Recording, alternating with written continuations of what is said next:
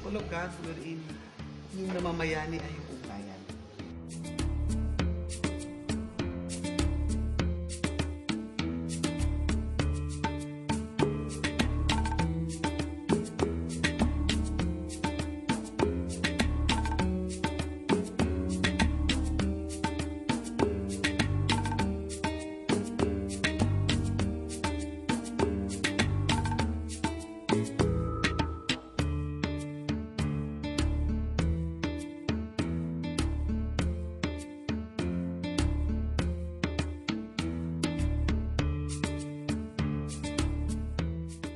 Sikapan namin na yung mga bata, matuto sila ng maayos.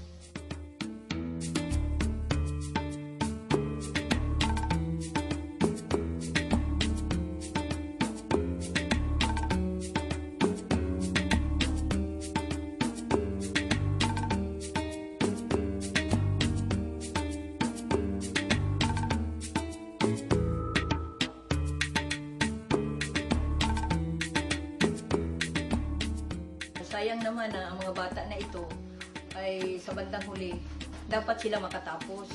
Tatapos sila sa kanilang pag-aaral.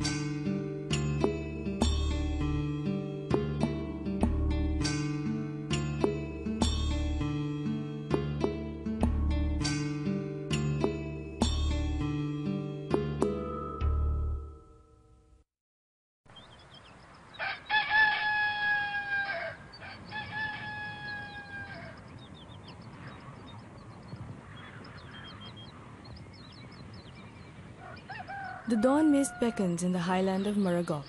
The townsfolk wake up early in the morning and then troop to the fields to do their daily toils. Well, typical talagang barrio or rural area. They would wake up around 4 or 5 in the morning. Kape.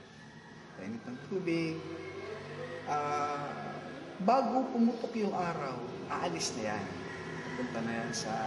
Bago uminit yung araw, doon na siya na dapat sa field niya, sa farm niya, sa lupa niya, naasikaso. Kasi sinasabayan din nila yung init ng araw, yung binabantayan nila yun. Mahirap magtrabaho ng mainit.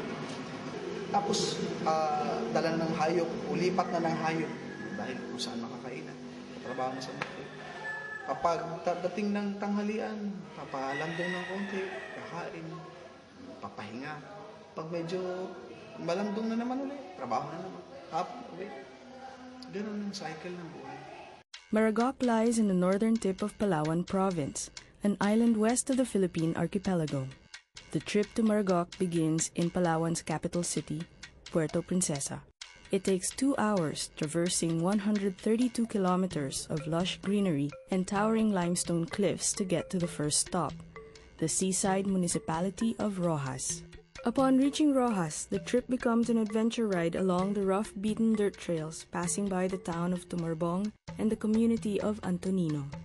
It is perhaps this bumpy experience that earned this town the name of Maragok, although some people beg to disagree on how it got its name. Maragok's parish priest, Father Alex, narrates 2 versions. One is before you come there, yung sikmura mo parang ragok-ragok yung gumaganon. Nakita nyo yung daan.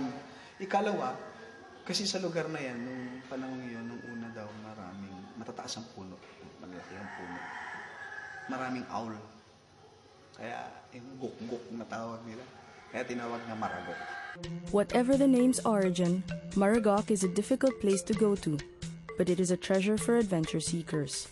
Hanging bridges, bamboo rafts, narrow dirt roads, and cliffside trails.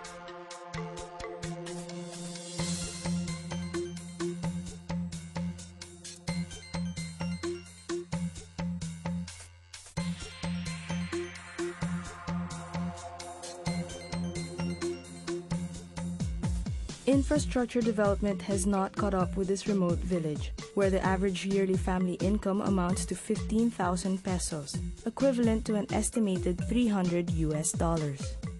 Unique yung place niya, pero matingka dito sa Maragoc as a place.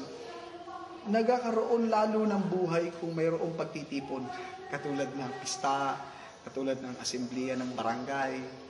At siguro sa araw-araw na masasabi natin yung mga bata sa eskwelahan, yun ang hindi mawawalang sabihin nating abala na bahagi ng lugar na yun, yung daral ng mga bata.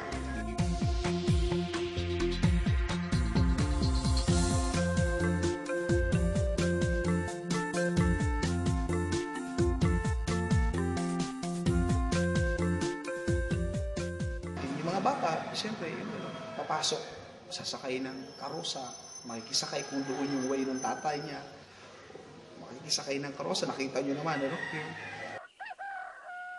For the town's children, daybreak signals another day for learning.